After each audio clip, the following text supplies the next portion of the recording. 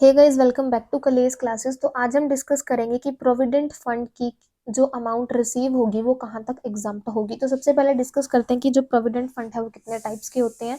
3 types के होते हैं, स्टेट्यूटरी, रिकॉग्नाइज्ड एंड अनरिकॉग्नाइज्ड। जो स्टेट्यूटरी से रिसीव होगी अमाउंट आपको वो फुल्ली एग्जाम्प्ट होती है। अब जो रिकॉग्नाइज से रिसीव होगी वो कहाँ तक एग्जाम्प्ट होगी इसके बारे में बात करते हैं। अगर एक employee 5 year of continuous service में रहता है, ठीक है, और इससे जो है टाइम पीरियड आपका कम भी हो सकता है। सिर्फ 2 केसेस में, जब इल हेल्थ है, मतलब जो एम्प्लॉय है वो बीमार है जिसकी वजह से वो कंटिन्यू नहीं रख पाया अपनी सर्विस को, या फिर कोई ऐसे रीजंस जिसके जो उसके कंट्रोल में नहीं है, देन 5 ईयर से कम टाइम पीरियड हो सकता है। तो तब आपका क्या होगा, एग्जाम्प्ट होगा। कहने का मतलब है कि अगर विद इन 5 ईयर्स आप विड्रॉ करते हो देन वो आपका टैक्सेबल होगा, एंड आफ्टर 5 ईयर्स अगर आप करते हो देन वो आपका फुल्ली एग्जाम्प्ट होगा या फिर टैक्स फ्री हो जाएगा, ठीक है।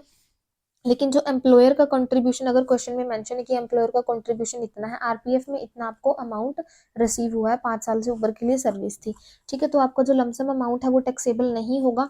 लेकिन जो एम्प्लॉयर का कंट्रीब्यूशन है वो आपका सिर्फ एग्जाम्प्ट होता है 12% तक। अगर 12% से एक्सेस में कुछ है तो वो आपका क्या होगा, टैक्सेबल होगा, ठीक है ना। 12% तक एग्जाम्प्ट है, उससे जो एक्सेस में होगा वो आपने टैक्सेबल शो कर देना है, ठीक है।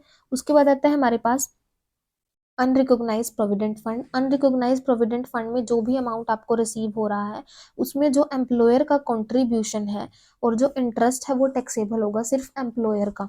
जो एम्प्लॉय का कंट्रीब्यूशन है वो एग्जाम्प्ट होता है, और जो इसका इंटरेस्ट होता है ना वो हमारा टैक्सेबल होता है इनकम फ्रॉम अदर सोर्सेज के अंदर। तो इनकम फ्रॉम सैलरी हेड के अंदर तो वो कवर होता नहीं है, ठीक है। सो अनरिकॉग्नाइज प्रोविडेंट फंड के केस में सिर्फ एम्प्लॉयर का कंट्रीब्यूशन और इंटरेस्ट क्या होगा, टैक्सेबल होगा।